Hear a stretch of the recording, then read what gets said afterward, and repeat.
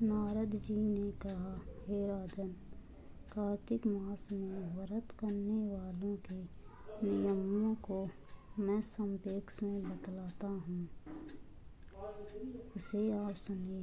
व्रती को सब प्रकार के आमिष, मांस, उड़द, राई, खटाई तथा नशीली वस्तुओं का त्याग कर देना चाहिए।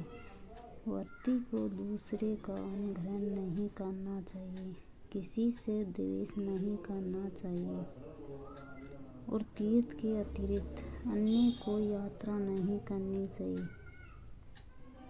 देवता, वेद, ब्राह्मण, व्रती, नारी, राजा तथा गुरुजनों की निंदा भी नहीं करनी चाहिए। व्रती को दाल, तिल, पकवान व दान नहीं किया हुआ भोजन ग्रहण नहीं करना चाहिए।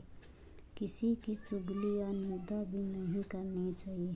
किसी भी जीव का मांस नहीं छूना चाहिए।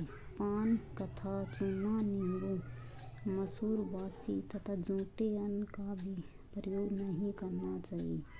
गाय, बकरी तथा भैंस के अतिरिक्त अन्य किसी पशु का दूध नहीं पीना चाहिए। कांस्य के पात्र में रखा हुआ पंचगव्य, बहुत छोटे घड़े का पानी तथा केवल अपने लिए ही पका हुआ अन्न का प्रयोग करना चाहिए। कार्तिक माह का व्रत करने वाले मनुष्य को सदैव ब्रह्मचर्य का पालन करना चाहिए। उसे धरती पर सोना चाहिए और दिन के चौथे पहर में केवल एक बार पत्तल में भोजन करना चाहिए। व्रती कार्तिक माह में केवल नरक चतुर्दशी, जिसे छोटी दीपावली भी कहा जाता है, के दिन ही शरीर में तेल लगा सकता है। कार्तिक माह में व्रत करने वाले मनुष्य को सिंघाड़ा, प्याज, मट्ठा, गाजर, मूली, काशी फली, लौकी, तरबूज इन वस्तुओं का प्रयोग बिल्कुल भी नहीं करना चाहिए। रजस वाला, चंडाल, पापी, मछले, पतित, व्रतहीन, ब्राह्मणद्रोही और नास्तिकों से बातचीत नहीं करनी चाहिए। भगवान विष्णु को प्रसन्न करने के लिए अपनी शक्ति के अनुसार चंद्रायण आदि का व्रत करना चाहिए और उपयुक्त नियमों का पालन करना चाहिए।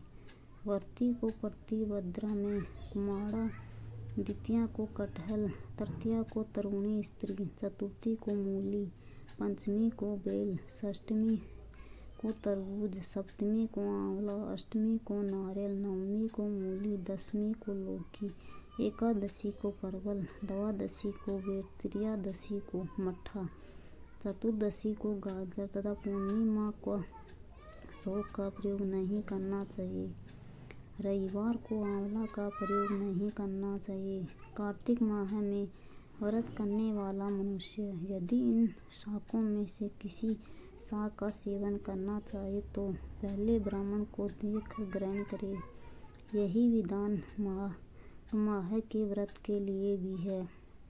देवोत्थानी एकादशी में पहले कही गई विधि के अनुसार नृत्य, जागरण, गायन, वादन आदि करना चाहिए। इसको विधि पूर्वक करने वाले मनुष्य को देखकर यमदूत ऐसे भाग जाते हैं जैसे सिंह की गर्जना से हाथी भाग जाते हैं। कार्तिक माह का व्रत सभी व्रतों में श्रेष्ठ है। इसके अतिरिक्त जितने भी व्रत यज्ञ हैं वह 1000 की संख्या में किए जाने पर भी इसकी तुलना नहीं कर सकते, क्योंकि यज्ञ करने वाले मनुष्य को सीधा वैकुंठ की प्राप्ति होती है। जिस प्रकार राजा की रक्षा उसके अंग रक्षक करते हैं, उसी प्रकार कार्तिक माह का व्रत करने वाले की रक्षा भगवान विष्णु की आज्ञा से इंद्र आदि देवता करते हैं। व्रती मनुष्य जहाँ कहीं भी रहता है वहीं पर उसकी पूजा होती है, उसका यश फैलता है। उसके निवास स्थान पर भूत, पिशाच आदि कोई भी नहीं कर पाते। विधि पूर्वक कार्तिक माह का व्रत करने वाले मनुष्य के पुण्यों का वर्णन करने में ब्रह्मा जी भी असमर्थ हैं। यह व्रत सभी पापों को नष्ट करने वाला है, पुत्र पौत्र प्रदान करने वाला है, और धन धान्य की वृद्धि करने वाला है।